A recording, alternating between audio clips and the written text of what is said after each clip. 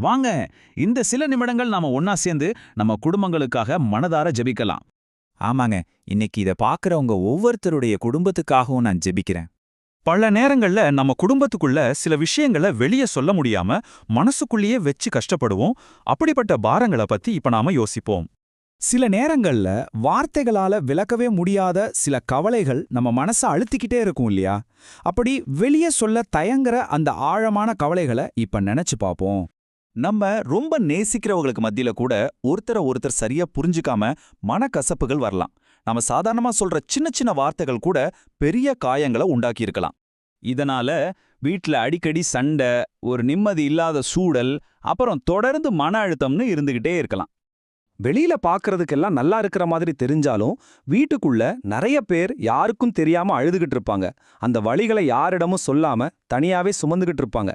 இன்னைக்கு அப்படிப்பட்ட ஒவ்வொரு வீட்டுக்காகவும் நான் ஜெபிக்கிறேன்.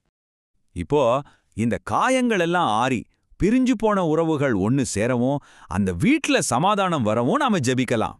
முதல்ல ஒருத்தர் தப்பா புரிஞ்சுக்கிட்டதெல்லாம் மாறட்டும். கோபம் இருந்த இடத்துல தெய்வீக அமைதி வரட்டும். மனசுல ஏற்பட்ட காயங்களுக்கு ஆறுதல் கிடைக்கட்டும்.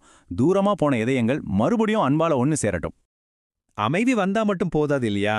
அந்த சந்தோஷம், அந்த சிரிப்பு எல்லாம் மறுபடியும் அந்த வீட்டுக்குள்ள வரணும். கணவன் மனைவிக்குள்ள அன்பு இன்னும் அதிகமாகட்டும்.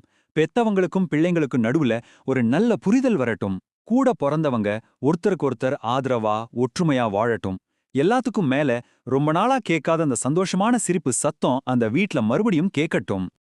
ஆமா, சந்தோஷம் உங்க வீட்டு கதவை தட்டட்டும். நிம்மதி அந்த வீட்ல இருக்கிற ஒவ்வொரு அறையையும் நிரப்பட்டும். ராத்திரி முழுவதும் கண்ணீரோட இருந்தவங்க காலையில ஒரு நம்பிக்கையான புன்னகையோட எழும்பட்டும். அவங்களோட மனசுல இருந்த பாரமெல்லாம் குறையட்டும். இப்போ நாம வெறும் ஜெபத்தோடு நிறுத்தாம ஒரு விசுவாசமான அறிக்கைக்குள்ள, ஒரு உறுதியான நம்பிக்கைக்குள்ள போகலாம். என்ன புயல் அடிச்சாலும், என்ன பிரச்சனைகள் வந்தாலும் ஒன்னா சேர்ந்து விசுவாசத்தோட சொல்லுவோம், இந்த குடும்பம் உடையாது. ஒருவேளை காயப்பட்டு விழுந்து போயிருந்தா கூட சாம்பல்ல இருந்து வாட்டுது போல இந்த குடும்பம் மறுபடியும் நிச்சயமா எழும். இது வெறும் வார்த்தைகள் இல்லைங்க, இது ஒரு ஆரம்பம். இன்னைக்கிலிருந்து உங்க குடும்பத்துல ஒரு நல்ல மாற்றம் ஆரம்பிக்கட்டும். வர்ற ஆசீர்வாதங்கள் கொஞ்ச நாளைக்கு மட்டும் இல்லாம நிரந்தரமா உங்க வீட்ல நிலைச்சு நிக்கட்டும். கடைசியா இந்த ஜெபத்துல உங்களுடைய விசுவாசத்தையும் சேர்க்க நான் உங்களை கூப்பிடுறேன். இவ்ளோ நேரம் நாம ஜெபிச்ச ஒவ்வொரு வார்த்தையும் உங்களுக்காக, உங்க குடும்பத்துக்காக தானே நீங்க முழுசா நம்புறீங்களா?